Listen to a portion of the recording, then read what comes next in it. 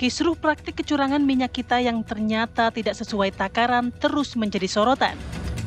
Untuk memastikan masyarakat tidak terus dirugikan, Kementerian Perdagangan bersama Satgas Pangan Polri melakukan sidak di berbagai daerah. Hasilnya, minyak kita yang beredar tidak sesuai dengan takaran yang semestinya. Atas temuan tersebut, Kementerian Perdagangan memutuskan menarik produk minyak kita kemasan 1 liter yang tidak sesuai standar dari pasaran. Minyak kita awalnya menjadi harapan masyarakat untuk mendapatkan minyak goreng bersubsidi yang bisa dijangkau masyarakat berpenghasilan rendah. Dengan terungkapnya kasus pengurangan takaran, mestinya ada perbaikan total dan menyeluruh agar masyarakat tidak terus-menerus dikecewakan. Perusahaan-perusahaan yang ketahuan mengurangi isi minyak kita akan dikenakan sanksi, ditutup, dan tidak bisa beroperasi lagi. Selain pengawasan terhadap takaran, pemerintah juga meminta kepada repacker agar patuh dan tidak menjual harga minyak kita di atas harga eceran tertinggi. Tim TV One mengabarkan.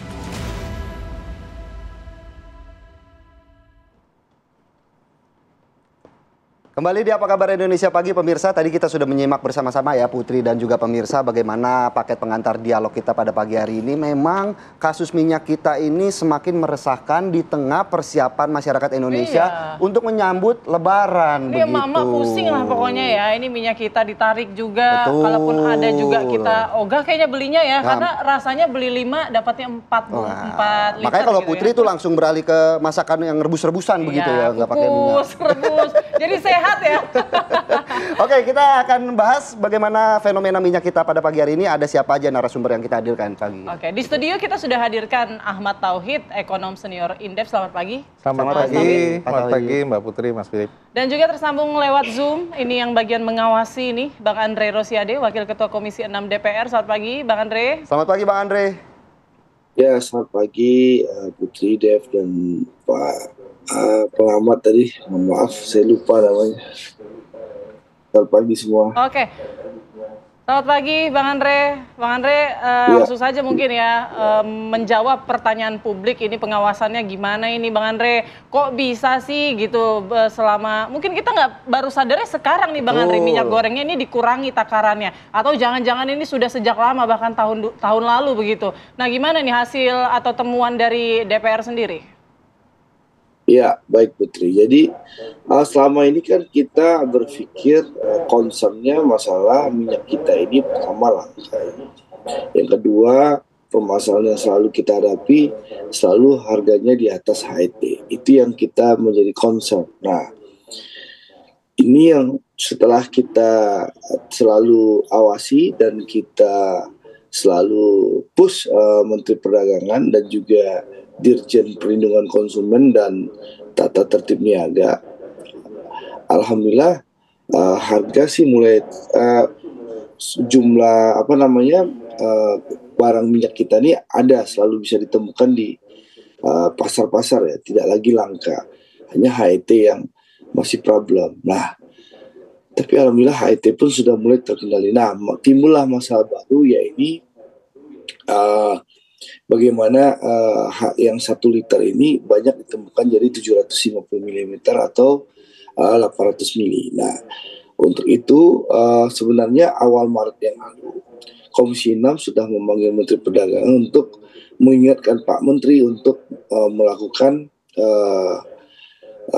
berbagai perbaikan. Nah, sebenarnya di akhir Februari, 28 Februari 2025, Kementerian Perdagangan sebenarnya sudah meminta produsen minyak goreng untuk meningkatkan penyaluran pasokan minyak kita sebanyak 2 kali lipat selama hari besar keagamaan nasional bulan Ramadan ini dan menjelang Idul Fitri.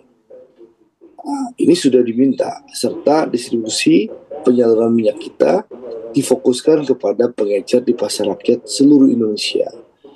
Nah, ini sudah dilakukan. Bahkan Kementerian Perdagangan pun melalui Direktorat Jenderal Perlindungan Konsumen dan Tata Tertib Niaga dengan Satgas Pangan Polri lalu dengan 38 pemerintah provinsi yang memindangi perdagangan dan 4 balai pengawasan tertib niaga secara simultan juga sudah melakukan pengawasan untuk memastikan kelancaran distribusi ketersediaan dan kesesuaian HET minyak kita. Ini sudah dilakukan ya.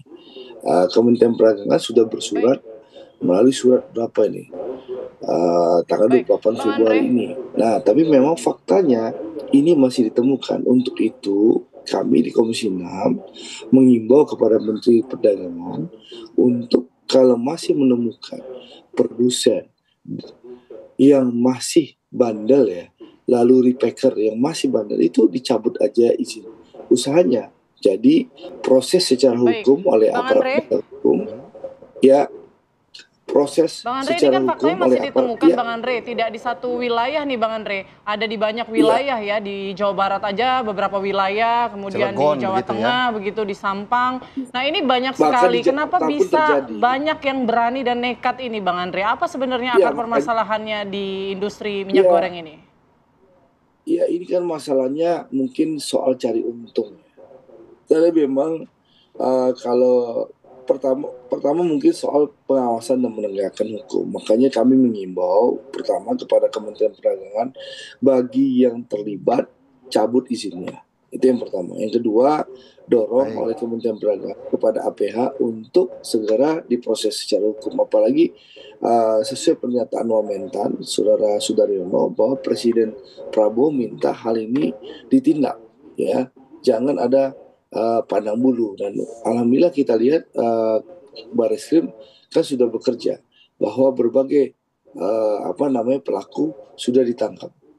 Yang kedua yang akan kita lakukan, kami hari Selasa besok akan memanggil ID Food, salah satu BUMN yang memang ditugaskan untuk salah satu menjadi distributor minyak kita. Nah, kita ingin memastikan ya, dengan kondisi ini kami di Komisi 6 selain mengawasi di Kementerian Perdagangan, kami memanggil BUMN ID Food hari Selasa rencananya untuk memastikan bagaimana ID Food bisa membanjiri pasar dan memastikan bahwa kuantitasnya tidak berubah.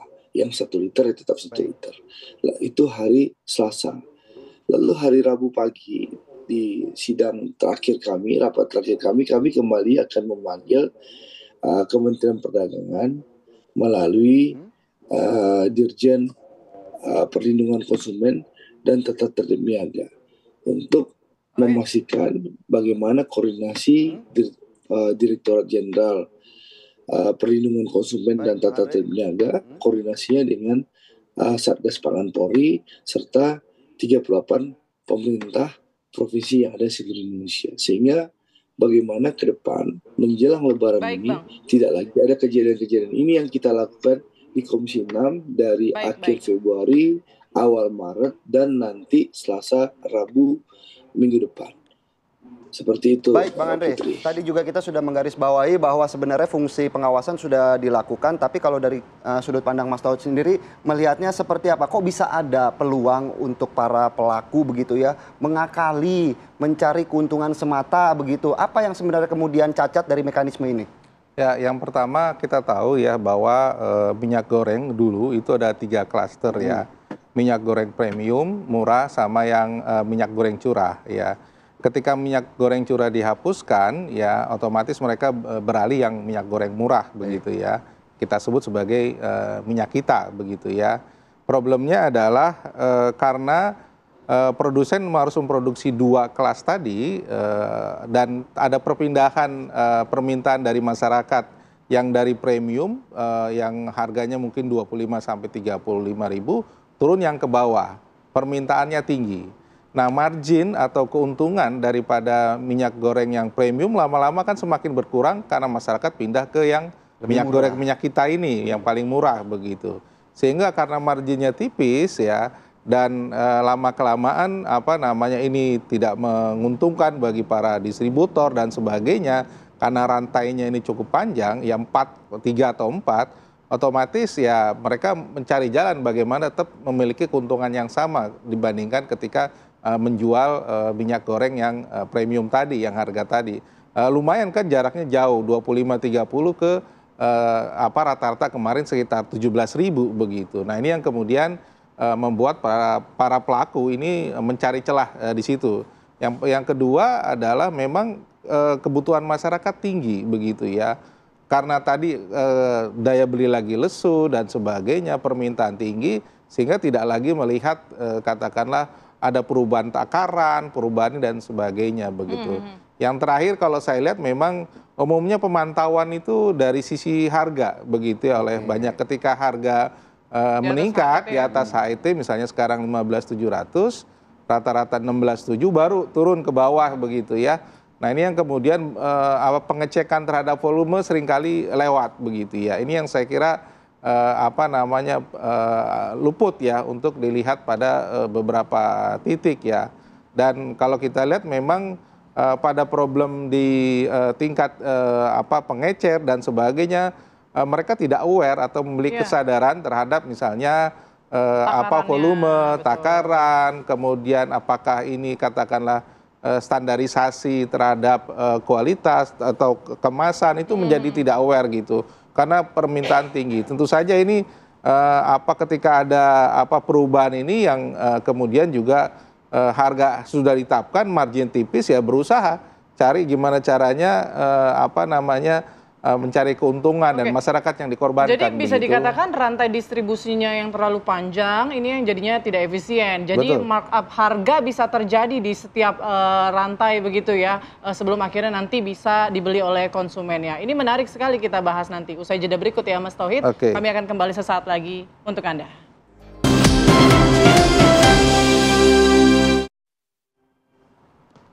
Kembali di Apa Kabar Indonesia Pagi, pemirsa, kami akan ajak Anda untuk melihat bagaimana fenomena minyak kita ini secara langsung di pasar-pasar ya, Putri dan pemirsa. Sudah ada rekan kami, Siti Marufa dan juga Leo Chandra. Selamat pagi, kita ke Siti terlebih dahulu. Siti, bagaimana kemudian fenomena minyak kita ini mempengaruhi pasar di sana? Silakan. Ya, Philip dan juga Putri, saya saat ini sedang berada di pasar Blok F dan pasca sidak yang dilakukan oleh Polres Cilegon beberapa waktu lalu mengenai ketidaksesuaian takaran minyak kita yang ada di pasar ini. Tadi saya sempat keliling sebelum melaporkan ini di beberapa tempat yang biasanya memang cukup banyak stok ataupun juga orang menjual minyak kita. Saat ini saya hanya melihat ada beberapa penjual saja yang menjual dan memang berdasarkan dari cerita para pedagang bahwa memang sekarang juga konsumen ya memang masih banyak yang membeli karena memang saat ini bulan suci Ramadan, konsumsi minyak bulan ini memang sangat tinggi, tetapi memang hanya sebagian masih membeli, tapi sebagian kemudian mengalihkan ke minyak kemasan yang lainnya. Dan memang berdasarkan juga dari penuturan bahwa kemarin juga kepolisian Polda Banten itu menyebutkan bahwa ada sekitar 13.000 ton minyak maksudnya di Banten ini yang tidak sesuai dengan takaran yang ada di kemasan tersebut. Dan memang saat ini juga kepolisian Polda Banten terus melakukan sidak-sidak di beberapa tempat atau juga beberapa pasar untuk bisa mengetahui apakah takaran sesuai dengan apa yang tertera di kemasan. Ya. Baik, terima kasih Siti atas laporannya. Tidak hanya di Banten, pemirsa, kami juga akan ajak Anda untuk melihat bagaimana kondisi pasar di Jakarta. Sudah ada rekan kami Leo Chandra. Leo, bagaimana kemudian fenomena ataupun permasalahan minyak kita di sana? Apakah kemudian mempengaruhi minyak kita di pasar Jakarta, Leo? Iya, selamat pagi Philip dan juga Putri serta pemirsa TV One. Kalau di pasar-pasar lain keberadaan minyak kita ini mulai sedikit berbeda halnya di tempat saya mengabarkan di Pasar Palmerah yang ada di kawasan Jakarta Barat. Pada saat kami masuk ke lokasi pasar ini, Philip dan juga pemirsa, kami masih menemukan banyak sekali minyak kita yang memang masih dijual oleh pedagang. Bahkan fenomena minyak kita yang tidak sesuai dengan takaran ini juga menjadi polemik di tengah masyarakat mengingat bahwasannya tingginya kebutuhan akan minyak di bulan suci Ramadan ini. Dan saya sudah bersama dengan salah satu pedagang juga untuk melihat bagaimana ketersediaan minyak kita. Halo, selamat pagi, dengan Ibu siapa? Dengan Ibu Tika. Oke. Ibu, ini kita minyak kita ketersediaannya di tempat Ibu ada, Bu? Banyak? Alhamdulillah banyak. Dijual dengan harga berapa, Bu? Dan Ibu dapat dari agennya berapa? Dari agen saya 210 dan untuk penjualan saya 200 per liternya itu 19.000. Bu, ini kan Ibu tahu kan bahwasannya sekarang ini lagi ramai, Bu, terkait dengan ketersediaan ataupun berat bersih dari minyak kita itu tidak sesuai dengan per liternya, Bu. Bagaimana, Bu, tanggapannya jika nanti peredaran minyak kita ini ditarik, Bu? Kalau untuk peredaran ditarik, saya lebih bersyukur itu karena terus terang aja sekarang itu masyarakat merasa resah ya dengan peredaran minyak yang tidak sesuai dengan berat bersihnya itu. Nah, itu alangkah baiknya kalau memang dihilangkan sekalian aja biar rakyat juga bisa beralih ke minyak-minyak yang memang sesuai dengan berat yang sebenarnya. Kan sekarang Bu, jadi nanti ketika ini nanti artinya kan Ibu setuju dengan penarikan ini artinya supaya pemerintah bisa berbenah juga. Nah, konsekuensinya bagaimana, Bu, nanti terhadap dengan minyak kita yang ada di dagangan Ibu ini, dan juga nanti apakah ini mempengaruhi juga penjualan minyak? Apakah nanti masyarakat juga akan memilih untuk tidak membeli minyak ataupun ke merek lain, Bu? konsekuensinya ya pasti untuk sementara kita akan mengurangi pembelian ya untuk menyetok daripada nanti kita kalau ditarik kita dirugikan. Mungkin untuk nyetok kita dikurangin. Nah, nanti kalau untuk masyarakat untuk beralih ke merek lain mungkin itu lebih baik. Oke, baik. Terima kasih Ibu Tika untuk waktunya, dan itu tadi dia Philip dari salah satu pedagang yang ada di Palmerah, Pasar Palmerah Jakarta Barat, yang mengatakan bahwasannya dari harga tinggi eceran tertinggi ini itu dijual 15.700, namun para pedagang ini mendapatkan dari agen itu dengan harga 17.500 dan mereka menjual kepada pembeli itu berkisar antara 18.000 hingga 19.000. Dan ini yang membuat para pedagang ini juga menjadi rincu, bukan hanya berat isinya saja yang bersih, namun juga terkait dengan harga yang mereka dapatkan dari agen dan mereka jual kepada pedagang. Kembali ke studio, Philip dan juga Putri. Baik, terima kasih Leo Chandra atas laporannya langsung dari Pasar Palmerah, dan juga tadi ada Siti Maru Afah dari Banten. Dan ternyata Putri ya, ini masih banyak yang resah.